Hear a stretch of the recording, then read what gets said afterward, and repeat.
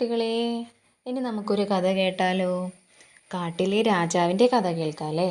ആരാണ് കാട്ടിലെ രാജാവ്? സിംഹം. ഒരു കാട്ടിൽ ഒരു സിംഹം രാജാവായി വാണിരുന്നു.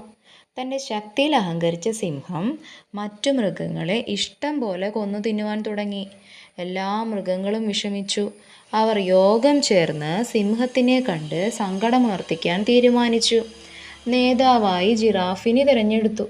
എല്ലാവരും ചേർന്ന് സിംഹത്തിനോട് സങ്കടമറിയിച്ചു. അങ്ങ് ഈ കാടിൻ്റെ രാജാവാണ്. ഞങ്ങൾ പ്രജകൾ അങ്ങയോർത്ത് വിഷമിക്കുന്നു. അങ്ങ് എല്ലാ മൃഗങ്ങളെയും വെറുതെ കൊന്നൊടുക്കുന്നു.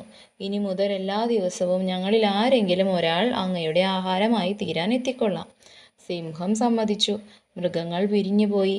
ഓരോ ദിവസവും ആരൊക്കെ സിംഹത്തിന് ഭക്ഷണമായി പോകണമെന്ന് അവർ തീരുമാനിച്ചു.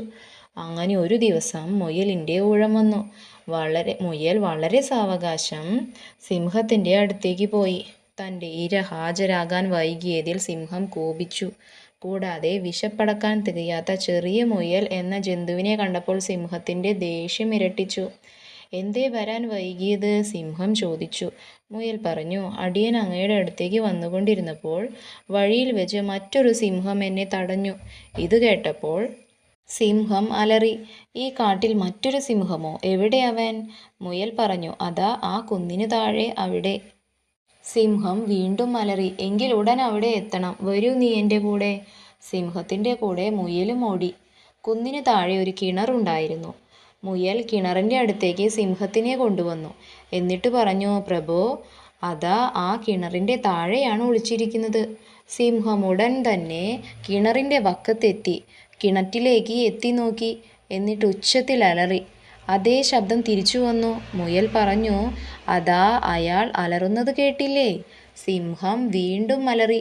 ശബ്ദം വീണ്ടും തിരിച്ചു വന്നു. കോപം കൊണ്ട് വിറച്ച സിംഹം തൻ്റെ ശത്രുവിനെ പിടിക്കാനായി ആഴമുള്ള കിണറ്റിലേക്ക് ചാടി വെള്ളത്തിൽ മുങ്ങിച്ചത്തു. മുയൽ രക്ഷപ്പെട്ടു. വൈകുന്നേരമായപ്പോൾ മുയൽ മറ്റു മൃഗസുഹൃത്തുക്കളുടെ അടുത്ത് തിരിച്ചെത്തി.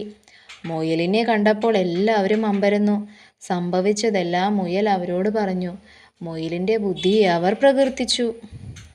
ഇതിൽ നിന്ന് നമ്മൾ എന്താ മനസ്സിലാക്കണ്ടേ? ബുദ്ധിയുണ്ടെങ്കിൽ ഏത് വമ്പനെയും വീഴ്ത്താം. എല്ലാവർക്കും കഥ ഇഷ്ടമായോ? ഇനി വേറൊരു കഥയുമായി വരാം. Okay, thank you.